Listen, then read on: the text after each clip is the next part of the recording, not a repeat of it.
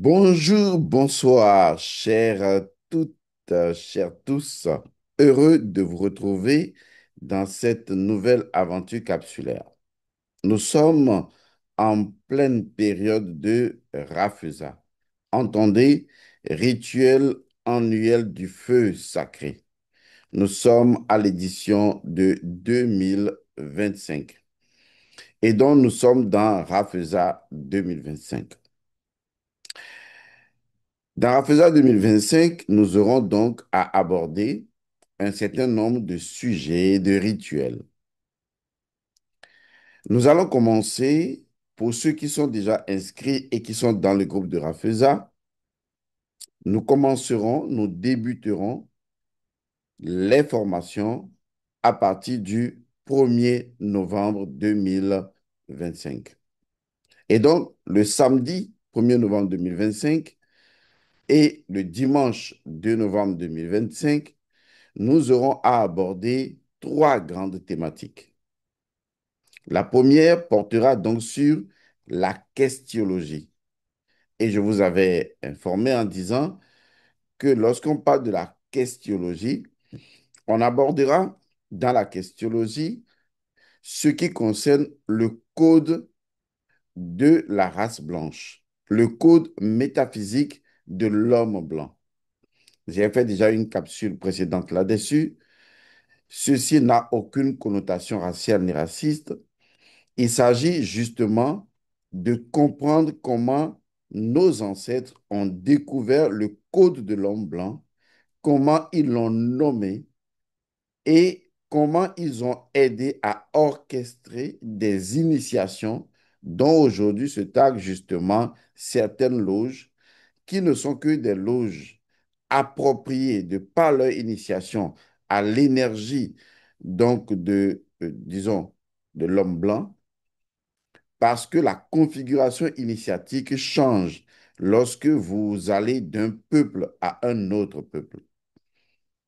Il faut détenir donc le code de l'autre peuple pour pouvoir lui assigner une initiation. Et comme Kama est le fondement de toute la spiritualité, eh bien, Kama connaît l'identité principielle qu'incarne le code de l'homme blanc et vous connaîtrez ce code, j'en parlerai. Pourquoi? Parce que je souhaiterais que, à la suite du code de l'homme blanc, de la race blanche ou du blanc, quel que soit le nom, vous arriviez enfin également à aller vers le code d'un autre peuple, notre peuple, et le code des autres peuples. Cela permet justement d'avoir de meilleures relations avec les gens, puisque là, on peut cerner et concerner de façon principielle la nature fondamentale de la personne. On peut aussi comprendre comment fonctionne son âme. Est-ce que lorsque, par exemple, en philosophie, lorsque un penseur occidental dit, par exemple, que le moi n'est même pas maître de sa propre maison, est-ce que cette phrase, par exemple, qui a été enseignée en philosophie, en terminale et débattue dans les instances philosophiques, est-ce que cette phrase, par exemple, est une phrase qui est convenable à un peuple comme le peuple noir? Est-ce qu'on pourrait dire d'un Africain noir que son âme, vous voyez, que son moi, par exemple, d'accord, qui est une indication justement de son âme, est-ce que son âme n'est pas maître dans sa propre maison? Est-ce que c'est parce que c'est une déclaration largement documentée, philosophée, qu'il faut donc dire que c'est une vérité universelle ou peut-être c'est une vérité propre à la nature d'un code d'un peuple précis, mais que par erreur ou par faute, on a dû généraliser pour en déduire chez tous les peuples le fait que le moi n'est pas maître dans sa propre maison. Vous voyez, c'est de ça qu'il s'agit parce que si vous ne connaissez pas le code qui vous définit, vous allez faire de la philosophie d'un autre code votre philosophie et vous allez devenir dératé, vous allez tout simplement subir ce que nous appelons une aliénation de votre propre moi, une aliénation identitaire, et vous allez créer au fond de vous-même une conflictualité dont vous ne connaîtrez justement pas les in et les out, et certainement les conséquences. Vous comprenez donc qu'il est important pour nous de clarifier, et ceci va faire l'objet d'une connaissance approfondie, technique, scientifique, afin de vous permettre d'avoir de la donnée, des données qui puissent vous convaincre vous-même ou qui puissent vous permettre de faire vous-même vos recherches et d'arriver à vous certifier que, effectivement, voilà comment fonctionne le code de l'homme blanc. Maintenant, je le sais. J'ai des enfants provenant d'un mélange où les enfants mélangés, eh bien, de sang mélangé, et donc je comprends mieux de quoi ils retournent. Et ce n'est pas tout. À partir du 1er novembre, comme je l'ai dit, nous allons commencer dans le groupe à faire donc cette formation dans Rafeza 2025. Le samedi, à partir de 7 h GMT, nous allons commencer le premier cours qui portera sur le code de l'homme blanc. Je dis bien le samedi 1er novembre 2025 dans le groupe de Rafeza pour les gens qui y sont déjà, à partir de 7 h. Nous reviendrons le même jour, le samedi toujours, eh bien, pour aborder dans la soirée à 18 h la deuxième partie toujours liée à la thématique de la questiologie. Il s'agit de comprendre maintenant ce que c'est que la questiologie. De façon très simple, la questiologie, c'est l'art de la question. Oui, la question a un art. Si vous ne maîtrisez pas l'art de la question, alors vous êtes un égaré, vous êtes perdu. Parce que si les problèmes ou la problématique de votre existence ou les problèmes qui apparemment vous assaillent capturent plus votre attention que la capacité que vous avez à poser une question, que la capacité que vous avez à questionner ou à faire de la questiologie, je me répète, si les problèmes que vous avez ont plus d'importance, ont plus hypnotisé votre attention, plus que votre capacité à poser la question ou à pratiquer la questiologie, alors laissez-moi vous dire que vous êtes perdu, vous ne pouvez pas résoudre vos problèmes. Parce que tout est question de l'attention. Est-ce que vous accordez plus d'attention à vos problèmes ou à un problème en particulier, tellement d'attention, plus qu'à la question qu'il faut poser, à la questiologie elle-même? Allons peut-être en pourcentage pour être plus convaincant possible. Je ne suis pas là pour vous convaincre, mais je vous propose, et c'est vous qui comprendrez. Supposons que vous avez un problème 100%. D'accord? C'est un problème X. Maintenant, vous décidez d'accorder 100% de votre attention à votre problème. Cela veut dire que vous ne pouvez pas résoudre le problème, puisque justement, vous êtes piégé par le problème, puisque le problème a capturé la totalité de votre attention.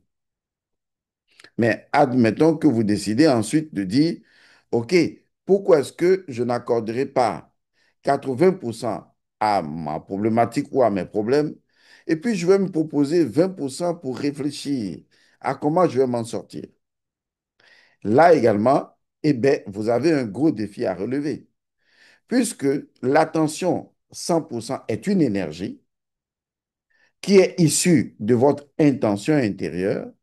Or, toute la magie est intention. Et donc, votre attention, 80% focalisée sur le problème, selon vous, qu'est-ce qui va se produire? Eh bien, cela va générer encore plus de problèmes, car l'énergie coule là où l'attention va.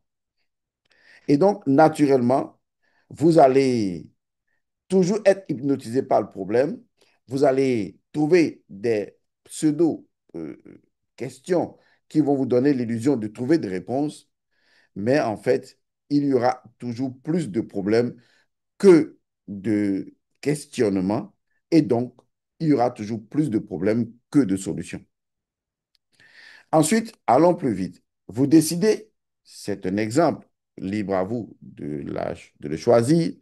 Supposons que, OK, vous dites, je vais appliquer un principe de la nature. Un principe de la nature très élémentaire, puisqu'il faut copier la nature, agir selon les lois de la nature, de la maths, il faut mathématiser sa conscience et pouvoir aller loin. Alors, qu'est-ce que je fais concrètement? Je ne vais pas inventer cela, je vais m'appuyer sur une loi scientifique. Lorsque vous prenez de la matière physique, il y a 99% de vide dans la matière physique et il n'y a que 1% de matière physique. C'est incroyable. Tous les vrais scientifiques vous le diront. Et en métaphysique, nous disons que il y a 99% d'esprit et 1% de matière. La matière que vous avez dans votre corps, allez faire des recherches. Le scientifique, la science vous dira que aussi compacte que soit votre peau, en réalité, il n'y a approximativement que 1% de matière et le reste, c'est tout simplement du vide. Alors, appliquons ce principe. D'autres vous diront autrement hein, qu'il s'agit de 9% de matière et de 91% d'esprit. Et pourquoi moi je dis 99%? Je vous l'explique en disant que moi, je parle de matière et dans la matière, il y a le physique et donc vous comprendrez les calculs. Toujours est-il que vous voyez 91% d'esprit ou de vide et 9% de matière, c'est un rapport qui s'explique également. Toujours est-il que là où je m'en vais, c'est pareil. Seulement, moi, je choisis 99%. Je choisis 99%. Pourquoi? Je veux donner 1% d'attention à ma problématique ou à mon problème et je veux garder les 99% pour la questionologie. C'est toute la force de la questionologie. Si je peux faire ça, cela veut dire qu'à partir de cette non-substance ou de cette immatérialité ou de cette essence, de cet esprit, de ce vide, de cette viduité qui est intérieure, qui est interne à la matière physique, je peux reprogrammer l'ensemble de 1%. Parce que si j'ai même, admettons, 9% de matière et 91% d'esprit, si j'ai même 9% de matière et 91% de vide, et donc d'essence ou d'esprit, cela veut dire que je choisis alors d'appliquer la même règle dans la relation que j'ai avec un problème, lui accorder 1% ou 9% et conserver tout simplement le reste à la questionologie. Vous voyez, je vous ai dit que à travers notre formation d'Arafesa sur la questionologie, je vais tellement vous expliquer que quand vous en sortirez de là, vous allez comprendre pourquoi la question ne consiste pas à découvrir une réponse ou à trouver une réponse ou une solution et même une résolution. La question consiste à créer la réponse, à créer la solution, à créer la résolution. Alors, quel est le principe premier de la question? Parce que la question doit avoir quand même un principe premier. Quel est son principe premier? Parce que si je connais le principe premier de la question, alors tout est clair pour moi. Oui, laissez-moi vous dire, le principe premier de la question existe. C'est d'ailleurs pourquoi je vous encourage, lorsque vous avez un problème comme tout être humain, laissez tomber le problème et focalisez votre attention, 99% de votre attention sur l'art de la question, sur la questionologie. Devenez un artiste de la question, un artisan de la question. Et vous verrez que votre problème ou vos problèmes vont trouver spontanément des réponses par la force des 91% d'esprit ou des 99% d'esprit qui sont capables de reprogrammer. Car, laissez-moi vous le répéter encore une fois, l'art de la question n'a pas pour finalité de trouver de réponse, ni de trouver une solution, ni de trouver une résolution.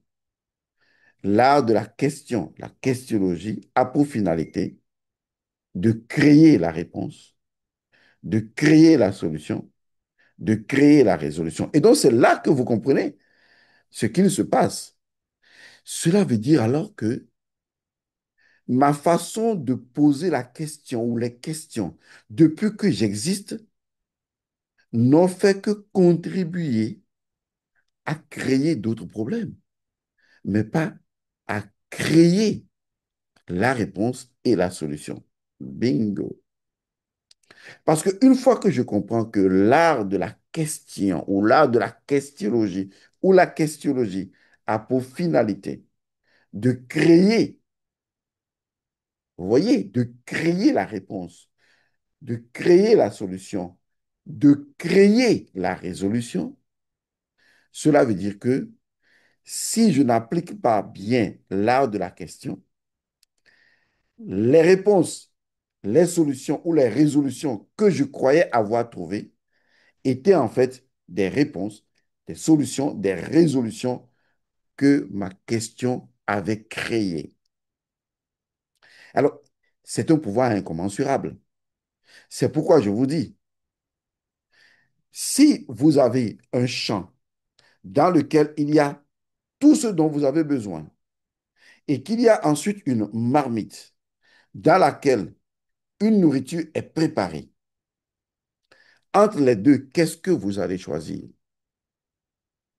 Une chose est sûre, vous avez un vaste terrain sur lequel il y a tout ce dont vous avez besoin, et ceci pour extraordinairement longtemps. Mais là, vous n'avez qu'une marmite qui pourrait vous rassasier pour tout de suite. Que choisirez-vous? Les gens, bêtement, choisissent leur problème, mais ils ne veulent pas choisir le champ. Parce que leurs problèmes sont tellement prenants, sont tellement envahissants, sont tellement dérangeants, à la limite négativement excitants.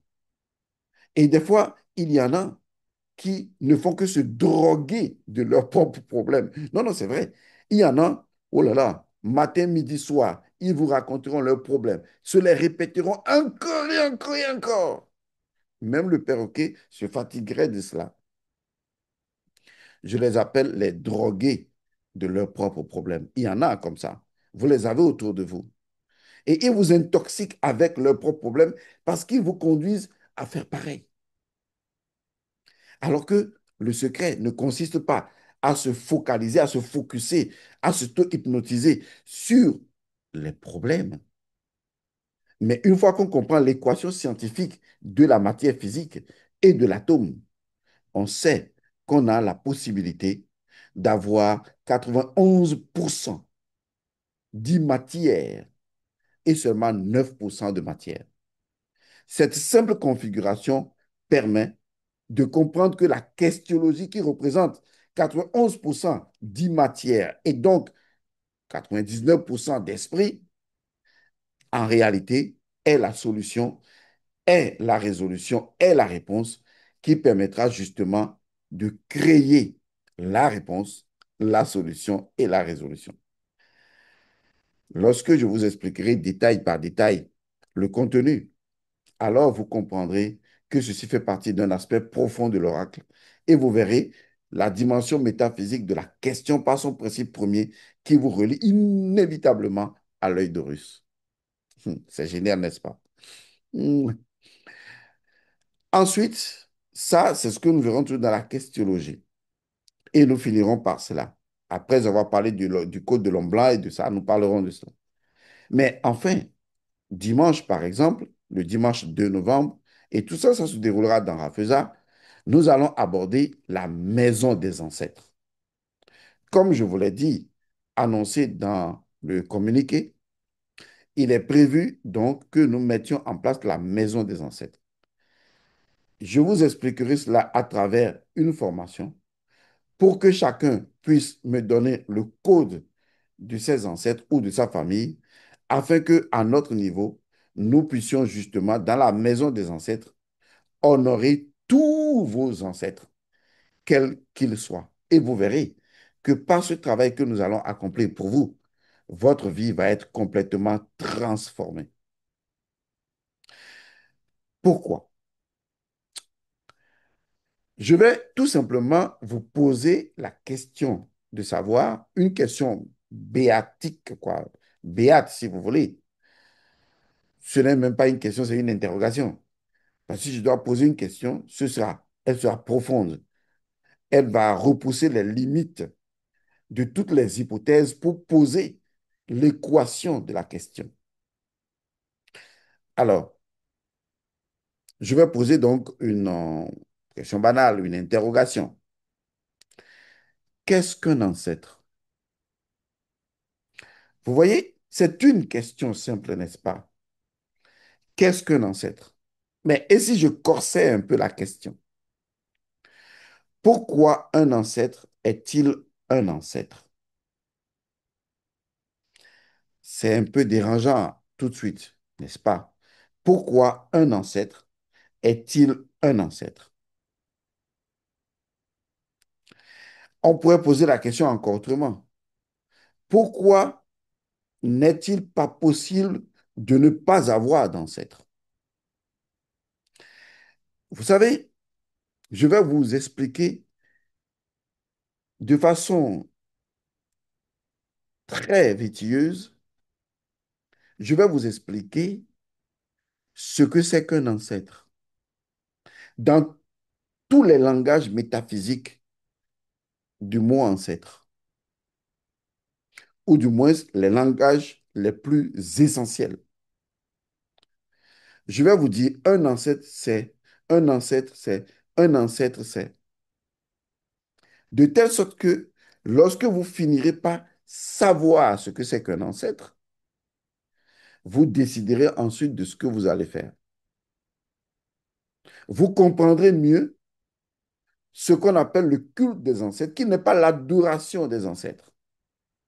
Vous comprendrez la nécessité des ancêtres. Et surtout, il y a une chose que vous comprendrez dans la maison des ancêtres, c'est la puissance absolue des ancêtres. Oui, elle existe, la puissance absolue des ancêtres. Oui, la puissance absolue des ancêtres existe vraiment. Si vous êtes un ignare, si vous êtes un ignorant ou un ignorantissime, c'est autre chose. Parce qu'aujourd'hui, quand on parle d'ancêtres, il y en a ceux qui saisissent l'information et qui critiquent. Il y en a qui sont des religieux et qui estiment que c'est de la diablerie. Il y en a qui en font un culte d'adoration perverti, sans en comprendre ce que c'est que ancêtre. Parce que tout le monde croit savoir ce que c'est qu'un ancêtre. Et c'est ce que j'appelle souvent un facteur de confusion. Un facteur de confusion, c'est comme par exemple des discussions qui se mènent autour du concept de Dieu, dont tout le monde défend sa théorie, parce que tout le monde se dit que chacun sait, quand on parle de Dieu, de ce dont il s'agit, et donc personne ne se pose la question de savoir, est-ce que le concept de Dieu, dont chacun fait sa théorie, est-ce que nous en avons la même compréhension? Et si nous supposions que nous en avions la même compréhension, pourquoi ne pas retourner vers ce concept pour en poser la base éclairante pour s'assurer que justement nous en avons la même compréhension? Et souvent, les gens ne font pas ça. Ils partent du principe, par exemple, que quand on parle de la femme, On connaît la femme. Et donc, chacun vient et parle de la femme. Mais il suffit juste de leur poser une question. Qu'est-ce que la femme? Et vous allez voir leur réponse. Hein? Ce qu'on est en train de dire, toi, tu ne connais pas la femme. Tu ne vois pas la femme tous les jours. Et donc, la discussion reprendra de plus belle. Chacun plus bête que l'autre, défendant des théories incongrues. Parce que partant du principe que chacun sait qu'on parle de la femme et donc chacun parlera de la femme, de ce que chacun croit que chacun sait qu'on sait que de la femme on parle. Ce qui en réalité devient une forme d'imbroglio dans la discussion et les gens ne s'entendent absolument pas. Alors qu'il fallait tout simplement partir du principe que nous voulons faire une discussion à propos de la femme. La femme, c'est quoi? Quel est le principe premier de la femme? Ensuite, une fois que nous avons cette information, nous pouvons en discuter. Moi, je vois des féministes parler de femmes, je vois des hommes parler de femmes. Et bon, moi, je me dis simplement, je ne rentre pas dans cette discussion bête et idiote. Parce que la base, elle n'est pas à planter. Elle consiste à se poser la question de savoir c'est quoi la femme. Tant qu'on n'aura pas cette base-là, eh bien, toute discussion sur la femme sera tout simplement inutile. Ce sont des exemples que je vous donne. Il en est de même du concept de ancêtre. Quand vous allez parler de ancêtre, tout de suite, chacun court, va sur Wikipédia, va ouvrir son dictionnaire et va se dire, un ancêtre, c'est... Et donc, va commencer une discussion là-dessus. Mais cela ne nous dicte pas ce que c'est que le principe premier d'un ancêtre. Cela ne te donne pas la connaissance vraie. Parce que le dictionnaire n'est qu'un ensemble d'informations normalisées pour se faire comprendre. Mais le dictionnaire ne porte pas le principe premier du concept, car un concept en lui-même n'est qu'un symbole qui possède sa symbolique. Car notre mental ne perçoit pas des mots, notre mental perçoit des objets, des symboles. C'est d'ailleurs pour cette raison que nos ancêtres préféraient communiquer à travers des symboles qui permettent de transcender la limitation de la pensée. Malheureusement, aujourd'hui, les gens adorent les concepts. Les gens manipulent les concepts. Les gens truquent les concepts. Et à travers les concepts, ils croient avoir de la connaissance. Mais les concepts ne donnent pas la connaissance. Le concept du mot métaphysique ne peut pas vous donner de la connaissance. Tout comme le concept du mot ancêtre ne peut pas vous donner de la connaissance tant que vous ne le percevez que comme un concept.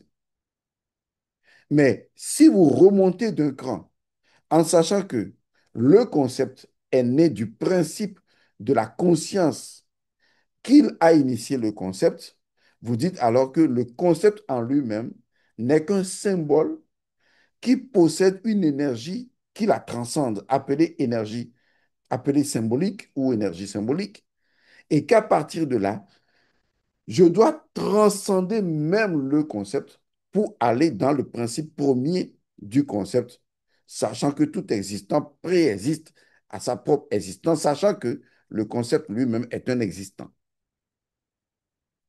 De là, je commence à transcender. Je commence à me transcender. Parce que si mes concepts me limitent, je ne peux pas me transcender. Mais si j'ouvre la porte et que je rentre dans le symbole que représente le concept pour aller dans la symbolique du concept, alors je me transcende moi-même à travers les mots que j'utilise. C'est ce qui fait ma transcendance. C'est ce qui fait la complexité de l'échange que j'ai souvent avec vous. C'est ce qui fait l'insaisissabilité des informations que je partage avec vous. Tant que vous restez dans la mentalité, tant que vous voulez penser, vous ne pourrez pas me comprendre. Vous devez transcender votre propre pensée pour intuitionner et me saisir.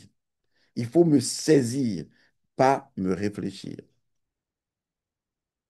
Comprenez? Parce que moi, je fonctionne toujours. Intuition d'abord, réflexion ensuite. Vous voyez?